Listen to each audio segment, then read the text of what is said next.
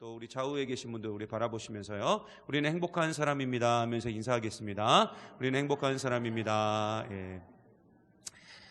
우리는 행복한 사람인 줄 믿습니다. 예. 제가 이제 설교 전에는 당연히 이 인사를 하니까 다들 시동을 거시는 것 같아요. 이렇게 이제 이 인사를 시동을 딱 거시는 게 눈에 보이네요. 우리는 지난번 아브라함의 그 추잡한 모습을 보면서 굉장히 실망스러웠죠. 창세기 12장에서 한 번, 그리고 창세기 20장에서 또 한 번, 아브라함은 자신의 아내인 사라를 팔아먹었습니다. 그죠? 팔아먹었어요. 이유는 딱 하나입니다. 내 생명 보존하려고. 특히 여성분 입장에서 보면은 이가 갈리고, 진짜 이 아브라함이 내 눈앞에 있으면 그냥 싸다구라도 한번 날려주고 싶을 정도로 그런 아브라함의 추악함을 우리는 다시 한번 보았습니다. 근데 중요한 사실은 하나님은 그럼에도 불구하고 아브라함을 믿음의 조상으로 세워주셨고, 이 두 사건을 통해서 아브라함과 그리고 그 시대를 살아가는 모든 사람들, 그리고 이 말씀을 보고 있는 우리에게 귀한 교훈을 알려주셨죠. 하나는 뭡니까? 창세기 12장에서는 하나님이 어떤 분인가, 하나님은 어떤 분인가에 대해서 알려주셨습니다. 이 아브라함 당시에 제일 높고 위대하고 무서운 존재가 누구였냐면 애굽 왕 바로였어요. 애굽 왕 바로. 근데 이 바로를 누가 혼냈습니까? 하나님이 혼냈다고요. 그 당시에 가장 높고 위대한 존재를 하나님이 혼내심을 통해서 하나님이 어떤 분인가를 아브라함에게 보여줬어요. 결국 하나님은 바로보다 더 높고 더 위대하신 분이라는 거죠. 그리고 두 번째로 20장에서 이 추잡한 행동을 통해서 하나님은 뭘 알려주셨냐면 성도는 누구인지, 성도는 어떤 존재인지를 알려주셨죠. 아브라함의 그 추악함과 추잡함을 통해서 성도가 어떤 존재인지를 설명하시면서 결국 성도는, 하나님의 백성은 하나님을 떠나 살 수 없는 존재라는 것을 우리에게 알려주셨습니다. 그리고 시간이 지나서 오늘 우리가 함께 읽은 말씀의 이야기가 나오는데, 먼저 우리 22절 말씀 한번 볼까요? 자, 유인물을 보면서 계속 따라가겠습니다. 자, 22절 말씀 다 같이 한번 읽어봅니다. 시작. 그때에 아비멜렉과 그 군대 장관 비골이 아브라함에게 말하여 이르되, 네가 무슨 일을 하든지 하나님이, 그죠? 하나님이 뭐라고요? 이게 굉장히 중요해요. 이 부분 동그라미를 딱 치워놓으셔야 돼요. 여러분, 오늘 말씀에 보면은 여전히 그랄 땅에서 살고 있는 아브라함에게 그랄의 왕이었던 아비멜렉과 그의 군대 장관 비골이 찾아옵니다. 그리고 그들의 한 그 첫 마디가 뭐냐면은 하나님이 아브라함 너와 함께 하고 계시다, 이렇게 말해요. 하나님이 너와 함께 계시도다, 이 말을 했다고요. 그렇다면 왜 이 아비멜렉과 비골은 이 말을 왜 했냐 이거죠. 왜? 바로 아브라함의 삶의 모습을 들여다보니까 정말 하나님이 아브라함과 함께하고 있다는 게 보여졌던 거예요. 그리고 23절 이어서 이렇게 증가하죠. 우리 23절을 봅니다. 시작. 그런즉 너는 나와 내 아들과 내 손자에게 거짓되이 행하지 아니하기를 이제 여기서 하나님을 가리켜 내게 맹세하라. 내가 내게 후대한 대로 너도 나와 내가 머무는 이 땅에 행할 것이니라. 아멘. 여러분, 이 말씀을 좀 자세히 보시면은 사실 지금 아쉬운 쪽은 아브라함이에요. 아쉬운 쪽은. 왜냐하면은 지금 아브라함은 그랄 땅에 이주해서 살고 있는 이주민입니다. 객이에요, 객. 손님이라고요. 그런데 오늘 말씀을 자세히 읽어보면 지금 아브라함이 아니라 아비멜렉이 더 아쉬워하는 것처럼 보여요. 원래는 아브라함이 아비멜렉에게 막 사정을 해야 되거든요. 근데 지금 정반대로 아비멜렉이 아브라함을 찾아와가지고 사정을 하고 있어요. 결국 여러분, 우리의 삶도 마찬가지예요. 우리가 세상에 사정을 하고 아쉬운 소리를 해야 되는 게 아니라 사실은 세상이 우리를 향해서 사정하고 아쉬운 소리를 해야 돼요. 여러분, 이게 무슨 말인지 아시겠어요? 그러므로 교회는 이 지역과 사회에 꼭 필요한 존재가 돼야 된다고요. 제가 좀 세상적인 표현으로 쉽게 설명해 볼까요? 우리 주변에 이런 이야기가 나와야 돼요. 한소망교회 때문에 용당동 땅값이 오른다. 여러분 좀 이해가 되세요, 그러면? 한소망교회 때문에 우리 용당동이 발전한다. 한소망교회 때문에 우리 용당동 지역 상권이 지금 막 살아나기 시작했다. 한소망교회 때문에 먹고 살 길이 열렸다. 역시 아멘을 안 해요. 이런 일이 있을까? 뭐 의심부터 지금 있습니다.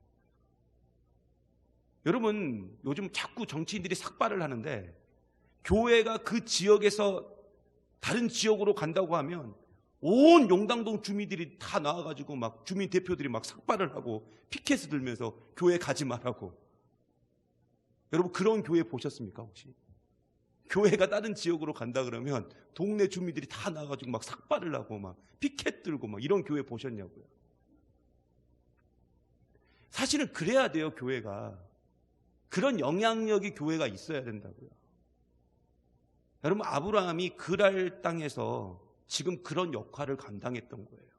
아브라함은 계속 말씀드리잖아요. 누구를 상징하냐면 우리 성도를 상징하잖아요. 이것이 세상 속에 살아가고 있는 하나님의 백성들의 실제적인 자리이고 역할인 줄 믿습니다. 그러므로 지금 우리 교회가 앞으로 어떤 모습으로 우리 이 지역 가운데 용당동 또 순천 이 가운데에 좀 어떻게 세워지고 어떻게 드러나야 할지를 계속적으로 여러분이 좀 고민했으면 좋겠어요. 고민을 해야 좋은 의견이 나오고 좋은 의견이 나와야 그게 우리의 삶 속에서 그대로 실천될 수 있습니다. 아무튼 이렇게 자신에게 모든 것이 유리하게 흘러가고 있다고 생각한 아브라함이 그동안 하지 못했던 이야기를 오늘 말씀해 보니까 아비멜렉에게 하게 되는데, 자, 오늘 말씀 25절 한번 볼까요? 자, 25절입니다. 같이 봅니다. 시작. 아비멜렉의 종들이 아브라함의 우물을 빼앗은 일에 관하여 아브라함이 아비멜렉을 책망하매. 아멘. 여러분, 사실 그 이전에 이 아브라함은 이주민이었기 때문에 그 땅에 사는 사람들에게 그대로 당하며 살았어요. 이건 마치 흔한 말로 땅 없는 소름, 집 없는 소름을 아브라함이 다 당했습니다. 마치 세입자가 집주인 또는 건물주의 눈치를 막 살피듯이 또 비율을 맞추듯이 아브라함 역시 그냥 그랄 땅에서 그렇게 살았어요. 아비멜렉 눈치 보고 그 땅의 주민들 눈치 보고 막 그렇게 살았다고요. 그래서 애써 파놓은 우물을 여러 번 빼앗겨도 한마디 말도 제대로 못할 정도로 서름의 생활, 눈물의 그 삶을 그는 살았습니다. 근데 갑자기 지금 모든 상황이 이상하게 아브라함 쪽으로 유리하게 막 작용하기 시작했어요. 그래서 아브라함이 기회는 이때다 싶어가지고 막 아비멜렉을 막 책망합니다. 여러분, 참 표현이 재밌지 않아요? 저는 이 말씀을 한 서너 번 더 읽었거든요. 이 줄을 책망했다, 책망했다. 야, 진짜 얼마나 멋집니까? 전세가 역전돼가지고. 왜 책망했냐? 그만큼 아브라함이 그동안 받았던 그 아픔, 서름이 너무 컸던 거예요. 근데 오늘 말씀 26절에 보니까 이렇게 증거해요. 아비멜렉이 뭐라고 말하냐면, 같이 봅니다. 시작. 아비멜렉이 이르되 누가 그리하였는지 내가 알지 못하노라. 너도 내게 알리지 아니하였고 나도 듣지 못하였으니 오늘에야 들었노라. 언제 들었다고요? 오늘 들었대요. 오늘. 여러분, 이 말씀을 좀 잘 들어야 돼요. 여기 굉장히 중요한 복음의 진리가 여기 담겨져 있어요. 여러분, 아브라함의 책망을 받은 아비멜렉이 뭐라고 말했냐면, 나 이 이야기 오늘 처음 들었어. 나 이 사실에 대해서 지금까지 전혀 몰랐어. 이렇게 말합니다. 그리고 지금 알았어요. 그렇다면 아비멜렉이 어떻게 해서 지금 알게 됐죠? 누가 말해서요? 그죠? 아브라함이 말을 했기 때문에 지금 알게 된 거예요. 진짜 몰랐는데 아브라함이 말을 해가지고 알게 된 겁니다. 결국 아비멜렉은 무지했어요. 알지 못했어요. 자신의 종들이 아브라함에게 어떻게 했는지 전혀 몰랐다고요. 근데 지금 세상도 마찬가지죠. 인터넷에 여러분 들어가 보면 정말 교회를 얼마나 씹고 뜯고 맛보고 즐기고 세상 사람들이 그러고 있는지요. 기독교와 교회가 뭐 세상 사람들에게 진짜 딱 아주 씹기 좋은 껌과 같은 그런 존재 아닙니까? 만만하면 교회고 만만하면 기독교고. 하지만 그들이 이렇게 하는 것은 아비멜렉처럼 모르기 때문에 그래요. 모르기 때문에. 그들의 영적인 무지가 결국 교회를 무분별하게 비판하고 비난하고 공격하는 수준에 이른 거라고요. 물론 교회도 문제가 있어요. 하지만 그런 문제와 상관없이 교회 자체가 지금 엄청난 공격을 당하고 있습니다. 그러니 우리 입장에서 미치고 환장할 노릇이죠. 제 친구 중에서도요, 교회를 정말 밑도 끝도 없이 공격하는 친구가 있어요. 그래서 이 친구를 볼 때는 정말 머리를 한 확 휘어 박아주고 싶을 정도인데 뭐 친구라서 그렇게 할 수도 없고요. 그런데 이렇게 세상 사람들이 모르는 이유가 뭐죠? 누가 말 안 해서요. 그죠? 우리가 말을 안 했기 때문에 그래요. 결국 오늘 말씀 역시 모든 책임은 사실 아브라함에게 있었던 겁니다. 우리가 결국은 어떻게 살아야 되느냐? 듣든지 듣지 않든지 상관없이 우리는 전해야 되는 삶이, 전해야 되는 책임이 우리 가운데 있다는 겁니다. 여러분, 오늘 말씀에 아비멜렉이 분명히 말하잖아요. 언제 들었다고요? 오늘에야 들었노라, 이렇게 말하잖아요. 결국 우리가 복음을 전하지 않으면 절대로 이 세상 사람들 듣지 못해요. 그래서 우리는 뭐 해야 되느냐? 수시로 예수님에 대해서 이야기하고 교회에 대해서 말해야 돼요. 예수님만이 길이요, 진리요, 생명이요, 교회만이 구원의 방주임을 꼭 이야기를 해야 돼요. 듣든지 안 듣든지. 그래야 책임이 내가 아니라 전부 세상 사람들에게 넘어가는 겁니다. 결국 전하는 책임은 우리에게 있고, 이것이 바로 우리가 세상 속에 살아가고 있는 이유예요. 여러분, 오늘 말씀 27절 한번 보겠습니다. 27절 한번 다 같이 볼까요? 같이 봅니다. 시작. 아브라함이 양과 소를 가져다가 아비멜렉에게 주고 두 사람이 서로 언약을 세우니라. 자, 보세요. 지금 아브라함과 아비멜렉이 서로 언약을 세운다 이렇게 나오죠. 그리고 그 언약을 확실하게 하기 위해서 지금 아브라함이 오늘 말씀해 보니까 7 암양 새끼를 따로 놓았는데, 이 암양 새끼는 우물의 소유권을 확정짓는 도장과 같은 거였어요. 우물의 소유권을 확정짓는 도장. 여러분, 이 가나안 지역은 땅도 중요했지만 그 땅에 우물이 있느냐 없느냐, 그 땅에 우물이 있느냐 없느냐로 그 땅의 가치가 달라졌습니다. 요즘 같으면 뭐냐면 그 땅에 길이 있느냐 없느냐, 그죠? 여러분, 길이 없는 땅도 있잖아요. 길이 없는 땅. 그런 땅은 어떻습니까? 땅값이 그냥 뭐 진짜 뭐 이건 너무너무 이게 땅값이 안 좋죠. 그런데 길이 잘 나져 있는 땅, 그리고 뭐 대로가 놓여 있는 땅은 땅값은 굉장히 그 가치가 높게 평가됩니다. 똑같았어요. 당시에도 그 땅에 우물이 몇 개나 있느냐, 그리고 우물이 있느냐 없느냐로 그 땅의 값어치가 달라지게 됐습니다. 그런데 오늘 말씀에 이 우물을 결국 하나님의 백성인 아브라함이 갖게 돼요. 이제 소유하게 됩니다. 그런데 그 소유하는 대가로 7 암양 새끼를 지불을 해요. 여러분, 이 암양 새끼가 갖고 있는 의미가 있다 이거죠. 제가 이제 유인물에도 적어놨지만 이 암양 새끼가 갖고 있는 의미가 있어요. 자, 요한복음 4장에 보면 그 유명한 사마리아 여인이 등장하죠.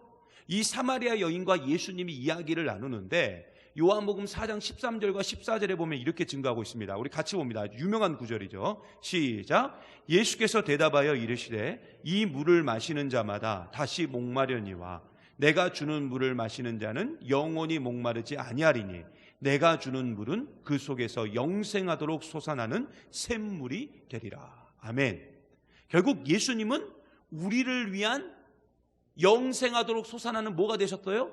샘물이 되셨다고요. 그것도 자기 몸을 십자가에 내주며 대가를 지불하셨어요. 그 지불하심으로 세상을 향한 생명의 샘물이 누가 되셨느냐? 예수님이 되었습니다. 결국 오늘 말씀의 우물은 누구를 상징하는 거예요? 그저 예수님을 상징하는 거예요. 그런데 그 우물을 얻기 위해서는 예수님과 같이 결국은 희생이 필요하다는 거죠. 그래서 암양 새끼 7마리가 간 거예요. 그래서 오늘 말씀 31절에 이렇게 증거하고 있습니다. 자, 31절 같이 봅니다. 시작. 두 사람이 거기서 서로 맹세하였으므로 그곳을 뭐라 이름하였어요? 부엘세바. 부엘세바. 많이 들어보셨죠? 부엘세바. 여기서 부엘은 우물을 말하고요. 세바는 7이라는 뜻을 갖고 있습니다. 부엘은 우물이고 세바는 7이에요. 7. 그러니까 결국 7 암양 새끼를 준비한 것은 7개의 우물이 있었다는 어떤 것들을 우리가 추측해 볼 수 있는 거예요. 대충. 근데 이 7이라는 숫자가요, 이스라엘 민족에게는 어떤 의미가 또 있냐면 7이라는 숫자가 맹세의 의미가 있대요. 맹세의 의미. 그래서 부엘세바는 어떤 뜻이냐면 맹세의 우물이다 하는 그런 뜻을 갖고 있습니다. 결국 예수님께서 자신의 생명을 걸고 맹세의 우물이 바로 되신 것, 그것이 바로 브엘세바이고, 그래서 브엘세바는 영원히 목마르지 않고 우리에게 새 생명을 주신 그 예수 그리스도를 상징하고 있는 것입니다. 그러므로 우리는 영원한 맹세의 우물, 즉 브엘세바가 되신 예수님을 전해야 될 사명이 우리에게 있다는 거예요. 그리고 우리 역시 이 브엘세바를 떠나지 않고 있을 때 우리의 목마름이 영원히 채워질 수 있다는 겁니다. 여러분, 세상의 물은 예수님께서 말씀하고 계시는 것처럼 또다시 갈증이 옵니다. 그러나 우리 예수 그리스도라는 그 생수는 영원히 목마르지 않는 줄 믿습니다. 그러므로 우리의 모든 것을 사실 예수님께 다 걸어야 돼요. 그래서 오늘 말씀 33절에 이렇게 증거하고 있어요. 우리 33절 같이 볼까요? 같이 봅니다. 시작. 아브라함은 브엘세바에 에셀나무를 심고 거기서 영원하신 하나님 여호와의 이름을 불렀으며. 자, 보세요. 아브라함이 지금 브엘세바에 뭘 심었습니까? 에셀나무를 심었어요. 그리고 그곳에서 여호와의 이름을 불렀다, 이렇게 나오죠. 이 말은 예배드렸다, 그 말이에요. 예배드렸다. 그렇다면 우리가 이런 생각을 해볼 수가 있어요. 왜 하필이면 에셀나무지? 그죠? 왜 하필이면 에셀나무일까요? 아니, 무화과나무도 있고, 감람나무도 있고, 포도나무도 있고, 석류나무도 있는데 뭐 뜬금없는 에셀나무냐? 여러분, 에셀나무는 우리가 사실 잘 이렇게 익숙치 않은 나무죠. 우리에게는 잘 익숙치 않은 나무인데, 에셀나무는 뭐 저도 직접 본 적은 없지만 사진으로 좀 보니까 에셀나무는 이 사막에 있는 나무들 중에서 가장 크고 높고 울창한 나무래요. 사막에서. 여러분, 이거 잘 들으셔야 돼요. 사막에서 가장 높고 울창하고 이렇게 뭐 큰 그런 나무입니다. 여러분, 그 가나안 지역, 그러니까 이스라엘의 그 가나안 지역의 남부 지역은 거의 대부분이 사막 지역인데, 브엘세바 역시 이 가나안의 남부 지역입니다. 그래서 이런 사막에서 어떻게 이렇게 큰 대형 나무가 자랄 수 있을까라고 생각해 보면 사실 정말 말도 안 되는 거예요. 하지만 이게 말이 되는 이유가 있는데, 이 에셀나무의 특징을 보면 알 수가 있는데, 이 에셀나무는 뿌리가 굉장히 깊대요. 근데 이 뿌리가 어디까지 심지어 내려가냐면 100m까지 내려간답니다. 뿌리가. 근데 왜 이렇게 쭉쭉 내려가냐면 뭘 찾기 위해서 내려간 걸까요? 그렇죠. 물을 찾기 위해서. 이 에셀나무 특징이래요. 물이 있는 데까지 내려간대요. 그래서 땅속 깊은 곳에 있는 그 물에 딱 뿌리를 대고 있으니까 이 나무가 사막 한가운데서도 막 무럭무럭 자랄 수 있는 거예요. 그래서 이스라엘 사람들은 이 울창한 에셀나무를 자기 마을 입구에다 딱 심어놓고, 이게 원체 이게 나무가 이게 울창하니까 그늘이 많이 생길 거 아닙니까? 그러니까 나그네들이 쉴 수 있는 그 쉴 곳을 만들어 줬대요.